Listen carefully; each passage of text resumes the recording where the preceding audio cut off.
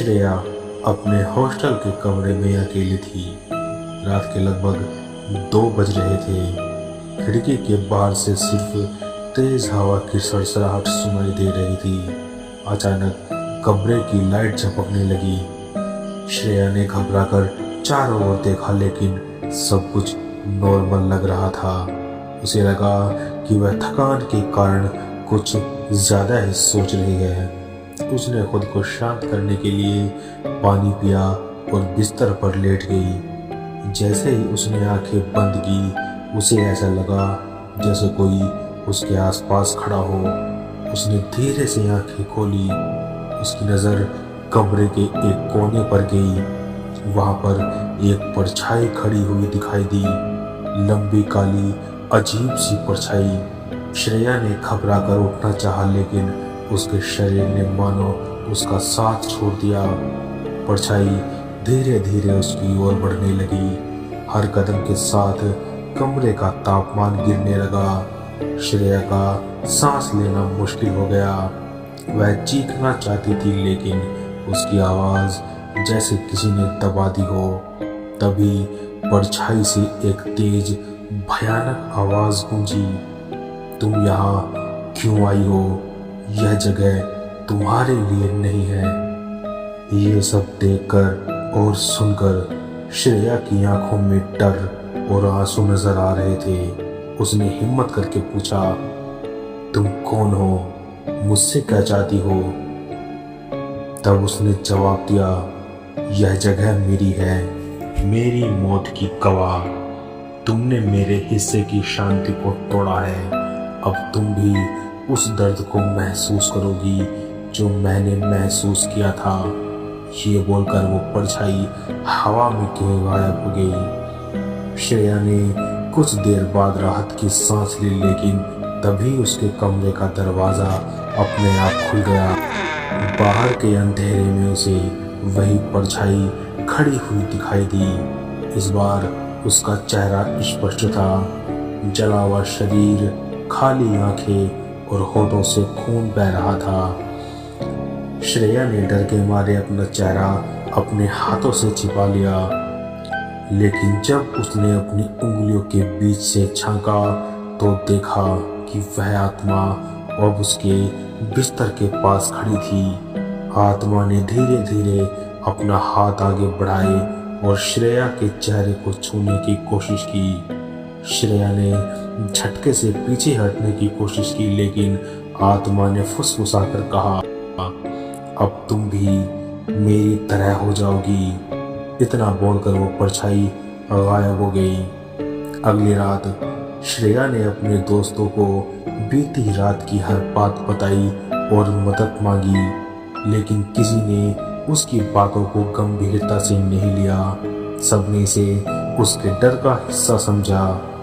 उसी रात जब श्रेया लाइब्रेरी में पढ़ाई कर रही थी, उसे अपने पीछे किसी के कदमों की आवाज सुनाई दी। उसने पलटकर देखा, लेकिन वहां पर कोई नहीं था। उसने दोबारा पढ़ाई पर ध्यान लगाया, लेकिन फिर वही आवाज, इस बार और भी ज्यादा करीब से, मानो कोई उसके पास ही हो। वह उठी और अपनी किताबें समेटने लगी। तभी उसकी किताब अपने आप खुल गई और पन्नों पर लाल रंग से कुछ अपने आप ही लिखा गया, भागने की कोशिश मत करो। ये देखकर श्रेया ने झटके से किताब को फेंक दिया और लाइब्रेरी से बाहर भागने की कोशिश की। लाइब्रेरी के दरवाजे अचानक खुद ही बंद हो गए। उसने उन्हें खोलने की बहुत कोशिश की, लेकिन दरवाजे हिले तक नहीं। तभी उसे अपनी पीठ पर किसी की उंगलियां महसूस हुई। उसने मुड़कर देखा और उसने देखा कि वहां वही आत्मा थी। आत्मा की आंखों से खून बह रहा था और उसने चिल्लाकर कहा, तुम मेरी जगह पर हो, अब तुम्हें मेरी तरह तड़पना होगा। श्रेया डर से कांपती हुई लाइब्रेरी से बाहर निकली। वो सोचने लगी कि उसके साथ क्या हो रहा है। जब श्रेया ने कॉलेज की पुरानी कहानियों को खंगालना शुरू किया तो उसे पता चला कि जो उसे इतना डरा रही है उस आत्मा का नाम अनामिका है। वह कई साल पहले इसी हॉस्टल की एक छात्रा थी जो लाइब्रेरी में पढ़ाई करते हुए अचानक से कहीं गायब हो गई थी। अफवाह फैल गई थी कि उसे लाइब्रेरी के तहखाने में किसी ने मार दिया था, लेकिन उसकी लाश कभी नहीं मिली। अब श्रेया समझ गई थी कि आत्मा उसी तहखाने में कैद है और मदद की तलाश में है, लेकिन आत्मा का डर उसे रोकने का हर संभव प्रयास कर रही थी। श्रेया अनामिका के बारे में जानने के लिए लाइब्रेरी की पुरानी फाइलें खंगालने लगी। उसने महसूस किया कि हर बार जब वह किसी पुरानी फाइल को छूती है तो उसे अपने आसपास ठंडी हवा महसूस होती है। एक फाइल में उसे अनामिका का जिक्र मिला, जिसने अपने गायब होने से पहले हॉस्टल वार्डन के खिलाफ शिकायत दर्ज की थी। एक रात श्रेया अपने कमरे में बैठकर उन फाइलों को पढ़ रही थी, तभी उसकी खिड़की अपने आप खुल गई। उसने जैसे ही उसने खिड़की बंद करने की कोशिश की तो उसने हॉस्टल के गार्डन में एक परछाई को घूमते देखा। वह परछाई धीरे धीरे हॉस्टल की इमारत में घुस गई। श्रेया ने अपने डर पर काबू पाते हुए फैसला किया कि वह उस परछाई का पीछा करेगी। उसने चुपचाप कमरे का दरवाजा खोला और नीचे की तरफ बढ़ी, लेकिन जैसे ही वह सीढ़ियों पर पहुंची उसे किसी ने पीछे से धक्का दिया। वह सीढ़ियों से गिरते गिरते बची। उसने पलट कर देखा, लेकिन पीछे कोई नहीं था। नीचे पहुंचने के बाद उसे महसूस हुआ कि गार्डन में वही परछाई अब उसके करीब थी। उसकी आंखों से खून की बूंदें टपक रही थी और उसने धीरे से कहा, मेरी मौत का गुनाह तुम्हें भी भुगतना होगा। ये बोलकर एक चीख के साथ वो गायब हो गई। कुछ दिनों बाद श्रेया ने लाइब्रेरी के वॉचमैन से बात की, जिसने उसे बताया कि कॉलेज के पुराने तहखानों को कई सालों से बंद कर दिया गया है। वहाँ किसी को जाने की अनुमति नहीं है। यह सुनकर श्रेया के मन में जिज्ञासा और डर दोनों जाग गए। रात में वह अपने दोस्तों को तहखाने के बारे में बताने गई। उसके दोस्त पहले तो हंसे, लेकिन जब श्रेया ने पुरानी फाइलें और अनामिका की तस्वीरें दिखाई तो वे भी गंभीर हो गए। उन्होंने तय किया कि वे सब मिलकर तहखाने तक जाएंगे। अगले दिन आधी रात को श्रेया और उसके 3 दोस्त लाइब्रेरी में पहुंचे। उन्होंने एक पुरानी चाबी से तहखाने का जंग लगा हुआ दरवाज़ा खोला। तहखाने के अंदर अंधेरा और घुटन भरी हुई थी। दीवारों पर खून के धब्बे थे और जगह जगह जले हुए कागज बिखरे हुए थे। तभी वहां पर एक दर्दनाक चीख गूंजी। वह इतनी डरावनी चीख थी कि सबके रोंगटे खड़े हो गए। उन दोस्तों में से एक ने पीछे मुड़कर भागने की कोशिश की, लेकिन उसका पैर किसी चीज में फंस गया। जब उन्होंने देखा तो पाया कि वह एक कंकाल के ऊपर गिरा था। कुछ देर बाद वे वहां से आगे बढ़ गए। तहखाने में उन्हें एक पुरानी डायरी मिली। यह डायरी अनामिका की थी। उसमें लिखा था कि कॉलेज के वार्डन ने अनामिका को वार्डन के कुछ गहरे राज पता चल जाने पर मार डाला था। वह राज तहखाने में छिपा था। डायरी के पन्ने खून से सने थे और आखिरी पन्ने पर लिखा था, जिसने मेरा राज खोला वो भी मरेगा। डायरी पढ़ते ही कमरे का तापमान गिरने लगा। अचानक एक जोर का धमाका हुआ और तहखाने का दरवाज़ा अपने आप बंद हो गया। सबने दरवाज़ा को खोलने की कोशिश की, लेकिन दरवाज़ा हिला भी नहीं। तभी दीवारों से खून बहने लगा और चारों तरफ अजीब सी परछाइयाँ घूमने लगी। तहखाने में बंद श्रेया और उसके दोस्तों की सांसें घुटने लगी। दीवारों से रिश्ता हुआ खून, अजीब सी आवाजें और चारों ओर घना अंधकार। सब घबराए हुए थे, लेकिन श्रेया को लग रहा था कि उन्हें किसी न किसी तरह बाहर निकलने का रास्ता ढूंढना ही होगा। जैसे ही वे दरवाजे की ओर बढ़े, अचानक पूरा तहखाना थर्राने लगा। फर्श के नीचे से तेज आवाज आई, मानो कोई अंदर से चीख रहा हो। तभी दीवार पर एक जलती हुई आकृति दिखाई दी। वह अनामिका की आत्मा थी।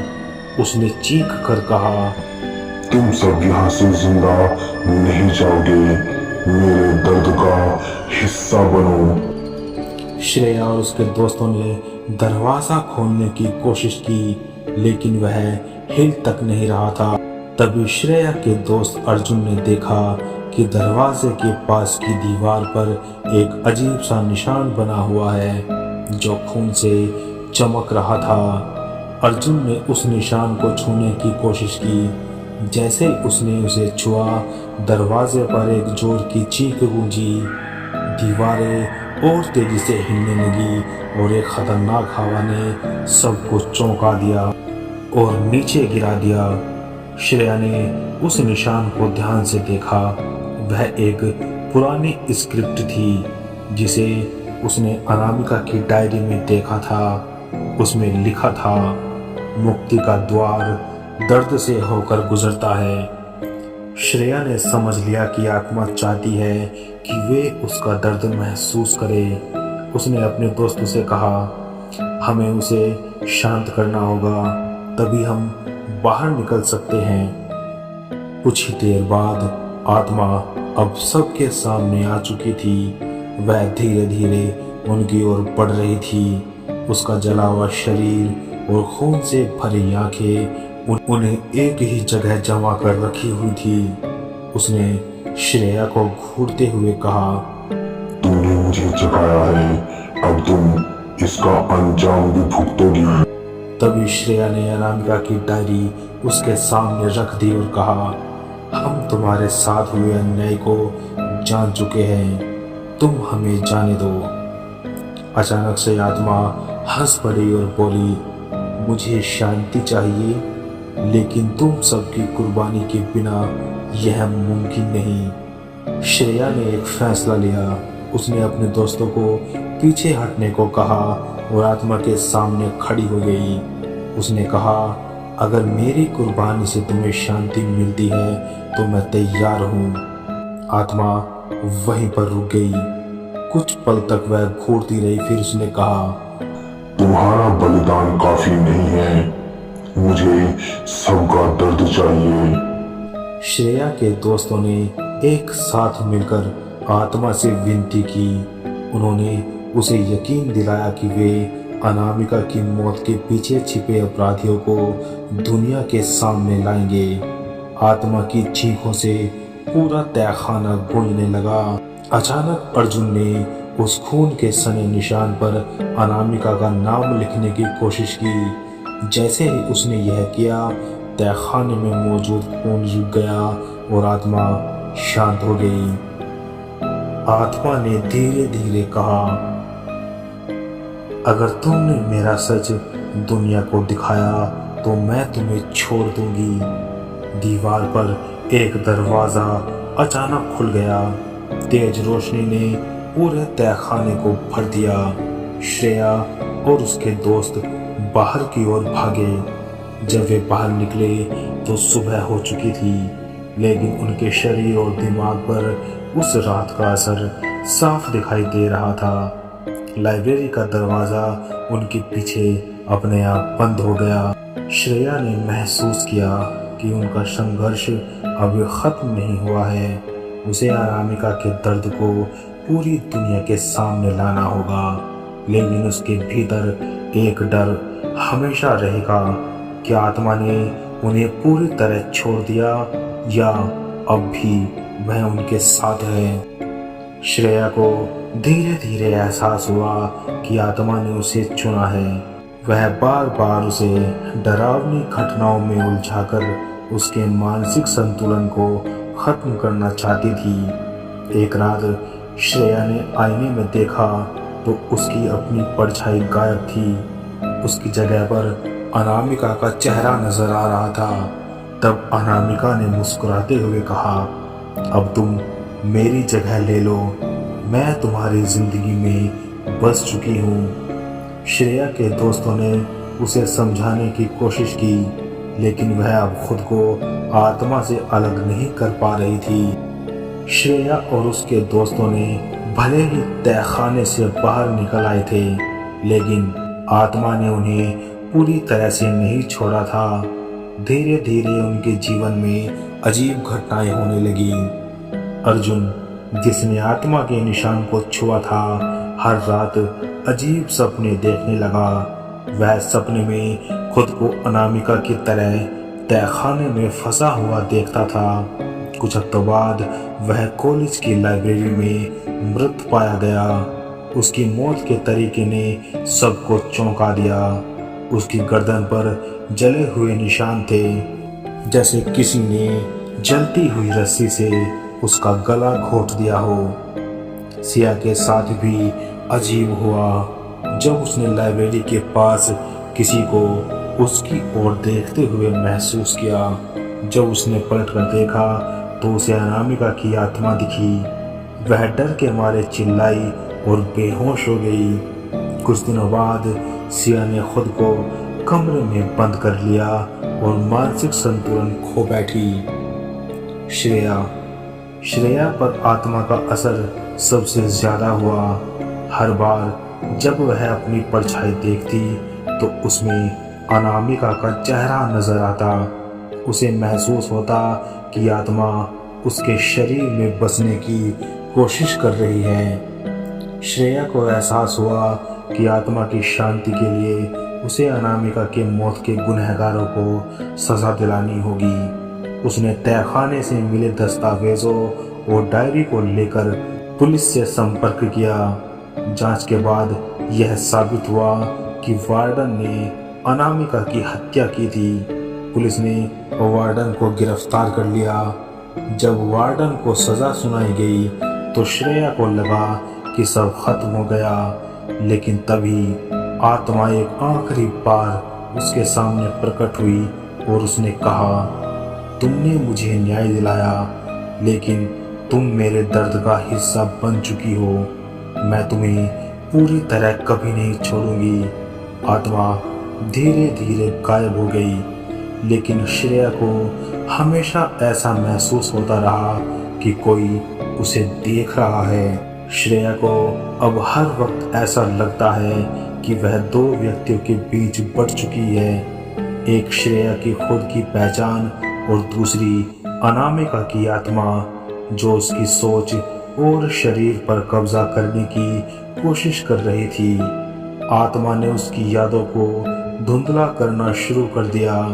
श्रेया कभी कभी अनामिका के दर्द और मौत के लम्हों को महसूस करती। आत्मा के डर से श्रेया ने अपने दोस्तों और परिवार से दूरी बना ली। उसने कॉलेज छोड़ दिया और एकांत में रहने लगी, लेकिन आत्मा ने उसे अकेला नहीं छोड़ा। एक दिन श्रेया को आत्मा की डायरी में छिपे एक नए पन्ने का पता चला। उसमें लिखा था, जो मेरी कहानी समझेगा वह मेरा अगला शिकार बनेगा। मैं कभी मुक्त नहीं हो सकती। यह पढ़कर श्रेया समझ गई कि अनामिका की आत्मा केवल दर्द और बदला चाहती है। वह किसी को भी मुक्त नहीं होने देगी। श्रेया धीरे धीरे खुद आत्मा का हिस्सा बन गई। उसने अपनी पहचान खो दी और लोगों के लिए एक रहस्य बन गई। अब वह उसी लाइब्रेरी में घूमती है जहाँ कभी अनामिका की आत्मा थी। कॉलेज में जो नए छात्र आए हैं, अक्सर श्रेया की परछाई उन्हें दिखाई देती है, जो अब अनामिका के दर्द को आगे बढ़ा रही है। आज की हमारी इस कहानी में इतना ही। अगर आपको हमारी ये कहानी अच्छी लगी तो लाइक करें, शेयर करें। मिलते हैं अगली कहानी में। तब तक के लिए बाय। and be haunting.